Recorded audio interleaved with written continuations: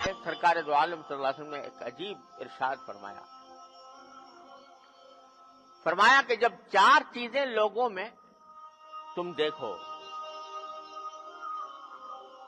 تو اس وقت تم اور لوگوں کی فکر چھوڑ کر اپنی فکر میں پڑ جاؤ، یعنی اپنی اصلاح کی فکر میں پڑ جاؤ۔ کیا چار چیزیں؟ فرمایا اذا رأیت دنیا مؤثرتن، جب تم یہ دیکھو کہ لوگ دنیا کو آخرت پر ترجیح دے رہے ہیں، آخرت کی تو کوئی فکر نہیں، دنیا کا فائدہ مل جائے، آج پیسے مل جائیں، حلال طریقے سے ملے، حرام طریقے سے ملے، کسی طرح ملے، دھوکہ دے کر ملے، جھوٹ بول کر ملے، آج مل جائے مجھے، تو دنیا کو ترجیح دے رہے ہیں لوگ آخرت کے اوپر۔ اذا رأیت دنیا مؤثرتن، ایک علامت۔ دوسری علامت یہ کہ وہوم متبعن،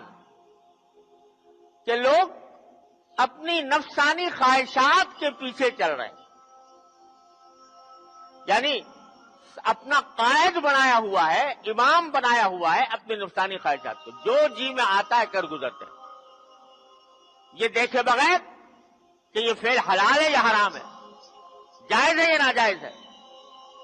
اس کے ذریعے میں دوسرے کو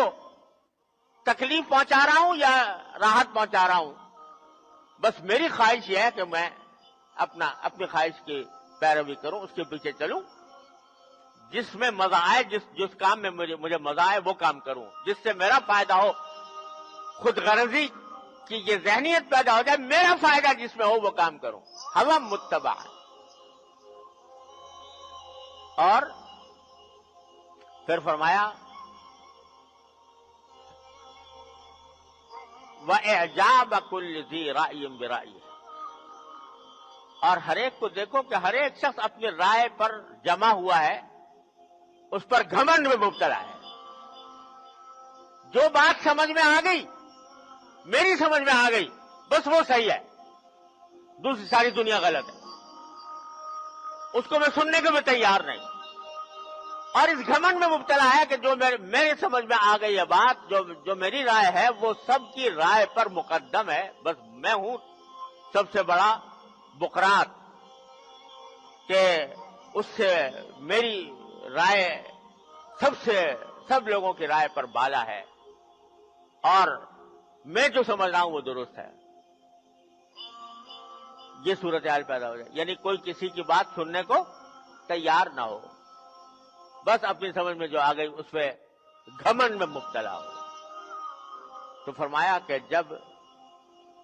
یہ علامتیں دیکھ لو لوگوں میں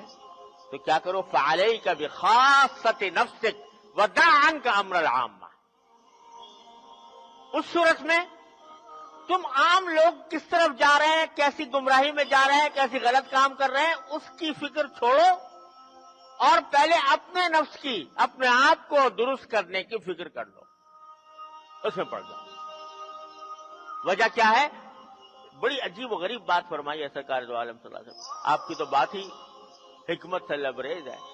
وہ فرمائی کہ ایسے موقع پر اگر تم دوسروں کی فکر کرتے رہو گے، ان پہ تبصرے کرتے رہو گے، وہ غلط ہے، وہ غلط ہے، وہ غلط ہے، وہ گمراہ ہے، وہ بدکار ہے، تو حاصل کیا ہوگا؟ تمہارے اس کہنے سے وہ درست ہو جائے گا؟ تمہارے اس تبصرے سے وہ درست تو نہیں ہوگا، لیکن یہ تبصرے تمہیں اپنی اصلاح سے غافل کر دیں گے۔ اس کے برخلاف اگر تم اپنا جائزہ لے کے دیکھو، میں ان کو تو برا کہہ رہا ہوں، لیکن میں اپنے کو تو دیکھوں،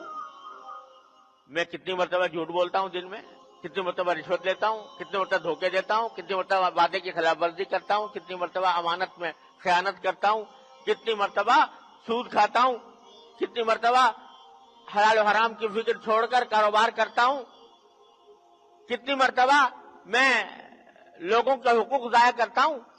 اس کی فکر اگر تم نے کر لی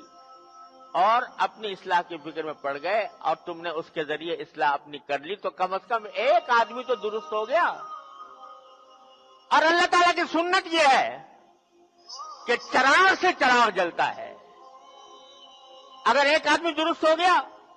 انشاءاللہ وہ اپنے آس پاس کے لوگوں کو بھی روشنی دے گا، ان کے اندر بھی روشنی آئے گی، ان کے اندر بھی فکر پیدا ہوگی، وہ بھی درست ہوں گے۔